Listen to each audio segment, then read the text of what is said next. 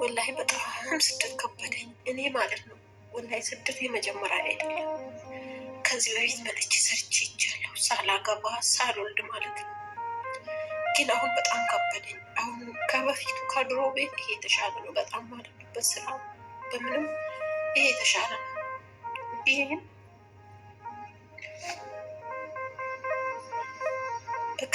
ድሮ አላገባውም ነበር፣ አልወለድኩም ነበር፣ ስለምንም ነገር አልጨነቅም፣ ስለምንም አላስብም ነበር። አሁን ግን አልሐምዱሊላህ አግብቼ 3 ልጅ ወልጄ እና ልጆቼን ጥዬ ለገንዘብ ብዬ ማለት ነው ልጆቼን ጥዬ ከልጆቼ ምን ብዬ ልንገራችሁ፣ ለገንዘብ ብዬ ለወደፊት ለነሱ ህይወት የእነሱን ህይወት ለመቀየር ብዬ ማለት ነው ጥያቸው መጣ። የመጣሁትን በጣም ብዙ መከራ፣ ብዙ ውጣ ውረድ፣ ብዙ ችግር አሳልፌ አልሐምዱሊላህ በማሳለፌ አንድም ቀን ተከፍቼ አላውቅም። ሁሌም በድል ነበር እየተወጣሁት የነበረው አልሐምዱሊላህ። ግን አሁን ልሸነፍ ነው መሰለኝ። ሳልሸነፍ አልቀርም። አሁን የልጆቼ ናፍቆት በጣም እየጎዳኝ ነው።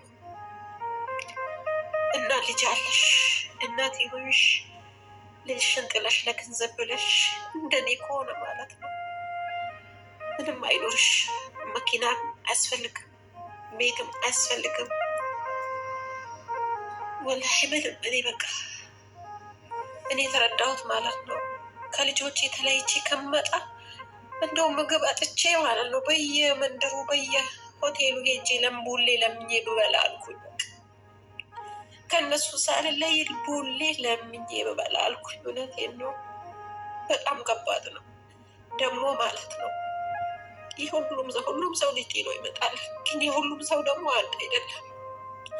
አንዱ ሲወጣ በሰላም ይወጣል፣ አንዱ ደግሞ ሲወጣ ያው ምን ልበላችሁ፣ የሁሉም ሰው አወጣጡ ከባድ ነው፣ ይለያያል፣ ሁሉም ይለያያል።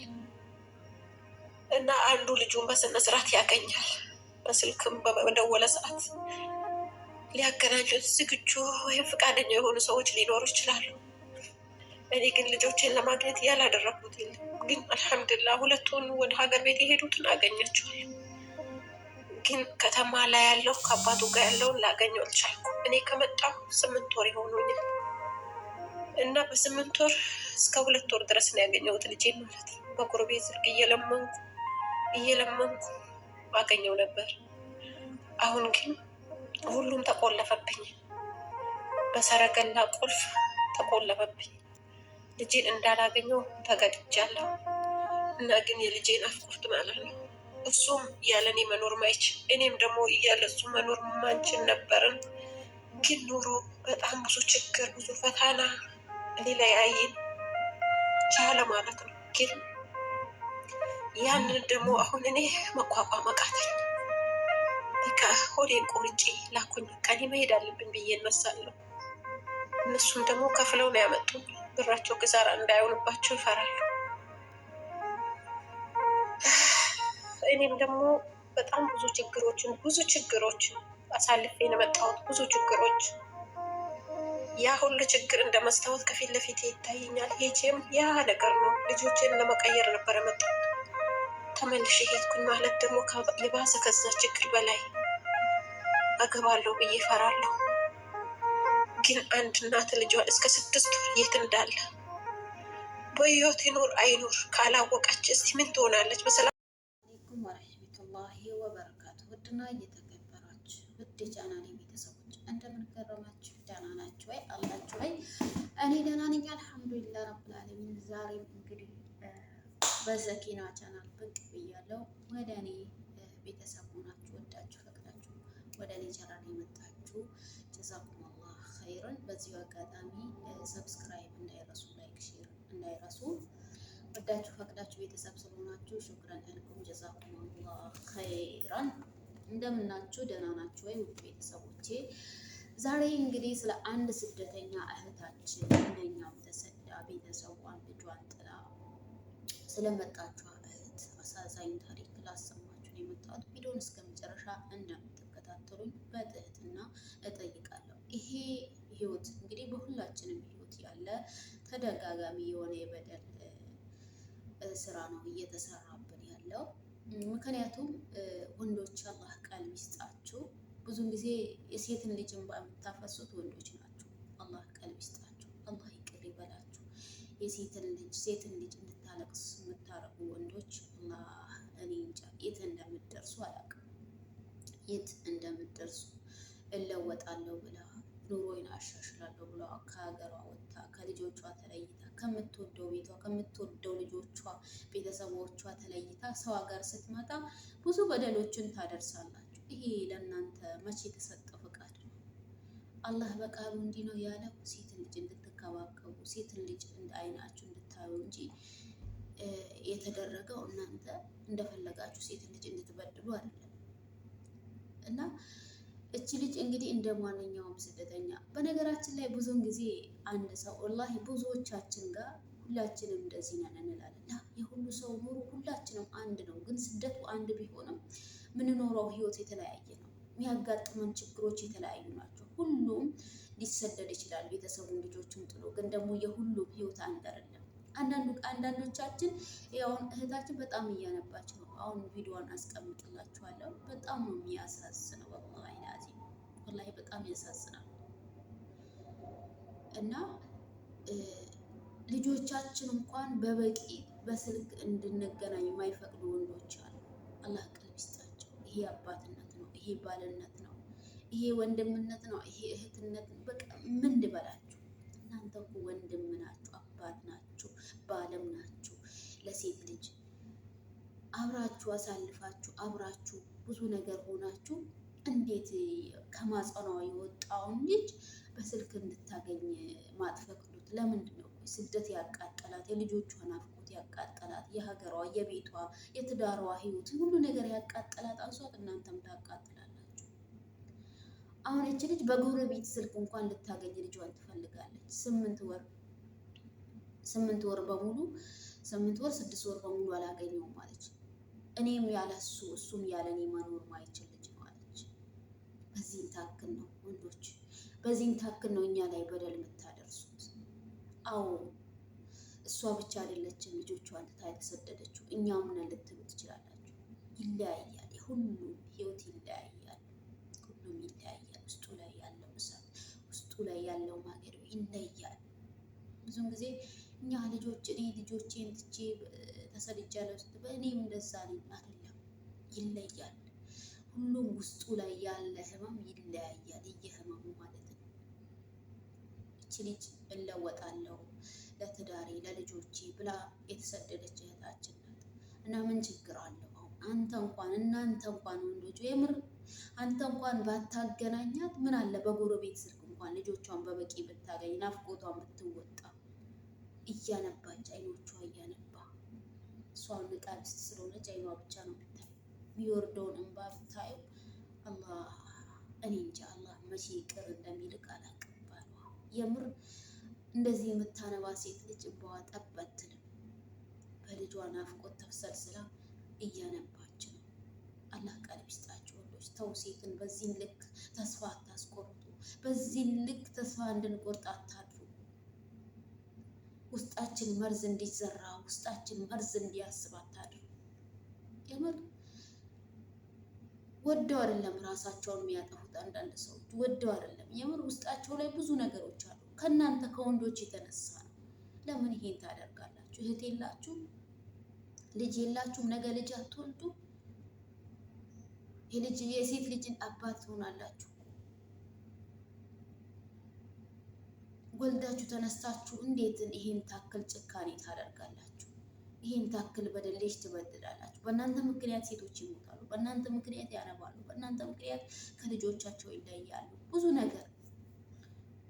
አሁን እቺ ልጅ አገር ላይ ለፍቶ ባሏ ቢያኖራት ሁላችንም ምክንያት አለን። ሁሎቻችንም ስደት የተሰደድን ይሄ የራሳችን ምክንያት አለ። አንድ ወንድ ልጅ በበቂ ሴት ልጅ ከተንከባከባት፣ በምችለው ባለው ነገር ከተንከባከባት ስደትን በጭራሽ አታስብ። ስደትን የምታስበው በቃ ሌላ በቃ ሌላ መውጫ መንገድ ስታጣ፣ በቃ ሌላ መፍትሄ ስታጣ ስደትን መፍትሄ አንስታ በቃ ስደት ለሷ የተሻለ መፍትሄ ታደርጋለች። ስደት ለማንም አልጠቀም። ስደት የብዙዎች እህቶቻችን ህይወት እየነጠቀን ነው። በሰው ሀገር ስንቶቻቸው ለሀገራቸው አፈር ያልበቁ አሉ። ሰው ሀገር የተበሉ አሞራ የበላቸው ቀብራቸው ያልታወቀ የት እንዳሉ ያልታወቁ እህቶቻችን አሉ። ይሄ ሁሉ የወንዶች ምክንያት ነው።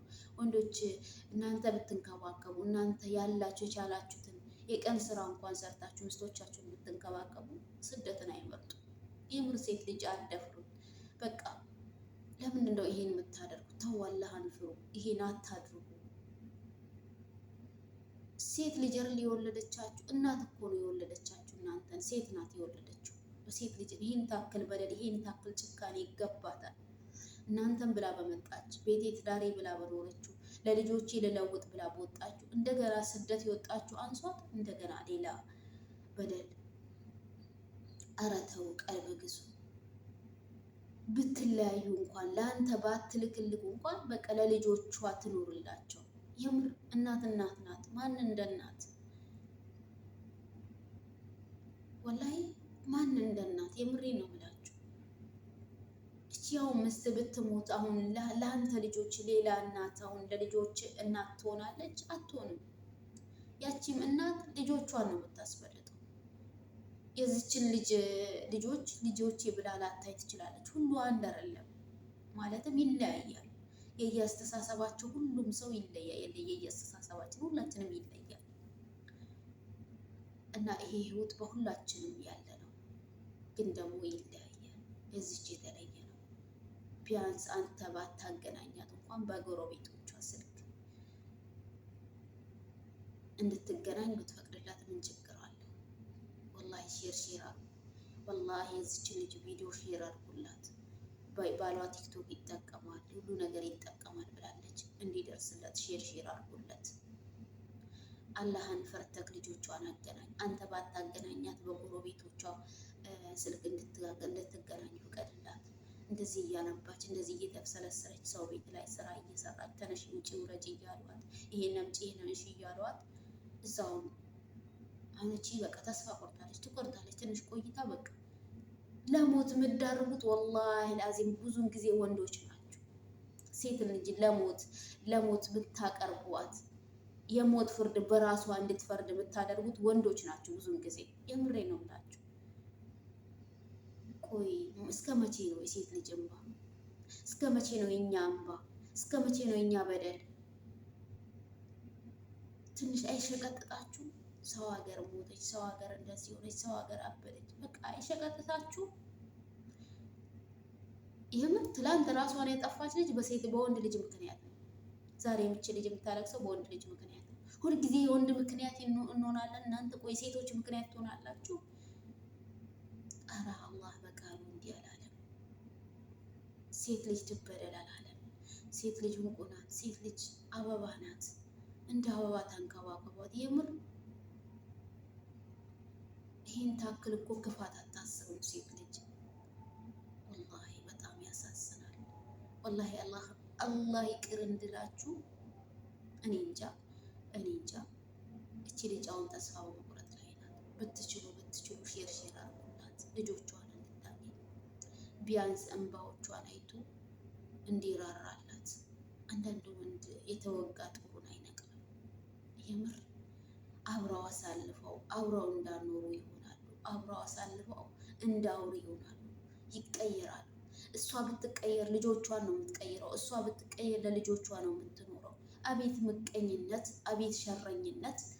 እንደው ከአንተ ምንም ካልፈለገች ባትሰጥክ እንኳን ራሷን ሰርታ ከቻለች ለልጆቿ ከኖረች ምን ችግር አለው? ታገኝ ልጆቿን በበቂ። አሁን እኮ ይሄ የእሷን ለውጥ አልፈለግክም ነው። አላህ ይቅር ይበላችሁ። ወላሂ አላህ ይቅር ይበላችሁ። ወንዶች ላይክ ሼር እያደረጋችሁ አድርሱ። ሁሉም ስደተኞች ትምህርት ይሆናል። ሁላችንም ላይ ያለ ነገር ነው። ቢሆንም ደግሞ ይለያል። የምር ይለያል። አንዳንዶቻችን በበቂ ልጆቻችን እናገኛለን በየሰዓቱ በየቀኑ። አንዳንዶቻቸው ደግሞ ልጆቻቸውን ሳያገኙ የሚቆዩ አሉ። አንዳንዶቻቸው ደግሞ በሞት የሚያጡ አሉ። ያ ረብ ከቤተሰባችሁ፣ ከሀገራችሁ፣ ከልጆቻችሁ አላህ በሰላም ያገናኛችሁ። ወላሂ አሚን በሉ። እኛ ስደተኞች ብዙ ነገር ነው የምናስበው፣ ግን ደግሞ በቃ መፍትሄ አድርገን የምንወስደው ስደትን ነው። ብንችል ቶሎ ሰርተን ቀልጠፍ ብለን ብንገባ የተሻለ ነው። ለምን ልጆቻችንም በእኛ ሀሳብ እንዳይሰለሰሉ እንዳይጎዱ። ከባድ ነው። አንድ እናት ልጆቿ የት እንዳለ ልጇ የት እንዳለ ሳታቅ መቆየት ከባድ ነው። ህሊናዋ እንቅልፍ እንኳን አይወስደው። አረ ቢስሚላ። ይሄ እሳት ይቅርባችሁ ወንዶች። የሴት ልጅ እንባ እንዳታለቅስባችሁ ተው፣ ይቅርባችሁ። ወላሂ አላህ ይቅር ይበላችሁ። የምር በዚህን ታክል ሴት ልጅ አትበድሉ። ለእኛ በደል አይገባንም። ሰላሙ አለይኩም ወራህመቱላሂ ወበረካቱ። በቀጣይ ቪዲዮ እስከምንገናኝ መልካም ቆይታ። ሰላም